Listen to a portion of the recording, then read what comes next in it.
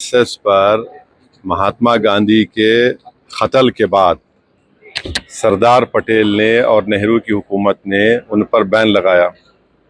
उन पर बैन इसलिए निकाला गया क्योंकि उनको ये मानना पड़ा कि वो भारत के संविधान को मानेंगे, वो भारत के नेशनल फ्लैग को मानेंगे और उनको अपना रिटर्न कॉन्स्टिट्यूशन देना पड़ा और उसमें कई कंडीशंस थे जो पॉलिटिक्स में हिस्सा नहीं लेंगे।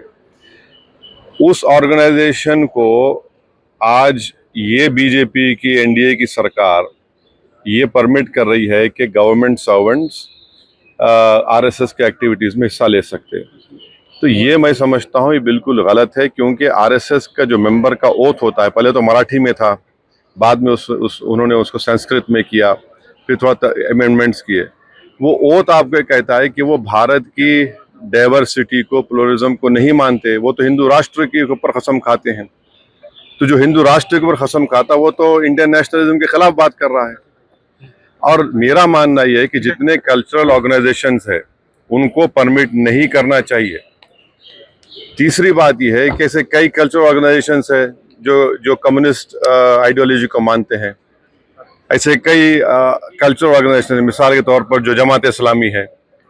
और आखिरी बात यह है कि इस फैसले से बात जाहिर होती है कि ये जो एनडीए के अलाइज हैं, ये लोग क्या कहेंगे इस बारे में भी? क्या वो इसको मानते हैं, उस फैसले को एक्सेप्ट करते हैं? ये उनको बताना पड़ेगा। आरएसएस पर महात्मा गांधी के कत्ल के बाद सरदार पटेल ने और नेहरू की हुकूमत ने उन पर बैन लगाया। उन पर बैन इसलिए निकाला गया क्योंकि उनको ये मानना पड़ा कि वो भारत के संविधान को मानेंगे, वो भारत के नेशनल फ्लैग को मानेंगे और उनको अपना रिटर्न कॉन्स्टिट्यूशन देना पड़ा और उसमें कई कंडीशंस थे जो पॉलिटिक्स में हिस्सा नहीं लेंगे। उस ऑर्गेनाइजेशन को आज ये बीजेपी की एनडीए की सरकार ये परमिट कर रही है कि गवर्नमेंट सर्वेंट्स आरएसएस के एक्टिविटीज़ में हिस्सा ले सकते हैं। तो ये मैं समझता हूँ ये बिल्कुल गलत है, क्योंकि आरएसएस का जो मेंबर का ओथ होता है, पहले तो मराठी में था, बाद में उन्होंने उसको संस्कृत में किया, फिर थोड़ा अमेंडमेंट्स किए। वो ओथ आपको कहता है कि वो भारत की डाइवर्सिटी को, प्लुरलिज्म को नहीं मानते। वो तो हिंदू राष्ट्र के ऊपर कसम खाते हैं। तो जो हिंदू राष्ट्र के ऊपर कसम खाता वो तो इंडियन नेशनलिज्म के खिलाफ बात कर रहा है।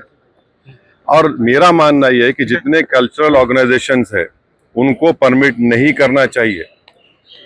तीसरी बात यह है कि ऐसे कई कल्चरल ऑर्गेनाइजेशंस है जो कम्युनिस्ट आइडियोलॉजी को मानते हैं। ऐसे कई कल्चरल ऑर्गेनाइजेशन, मिसाल के तौर पर जो जमात इस्लामी है। और आखिरी बात यह है कि इस फैसले से बात जाहिर होती है कि ये जो एनडीए के अलाइज हैं, ये लोग क्या कहेंगे इस बारे में भी? क्या वो इसको मानते हैं, उस फैसले को एक्सेप्ट करते हैं? ये उनको बताना पड़ेगा। न्यूज नेशन अब व्हाट्सएप पर खबरों के ताजा अपडेट के लिए न्यूज नेशन के इस क्यूआर कोड को स्कैन करें।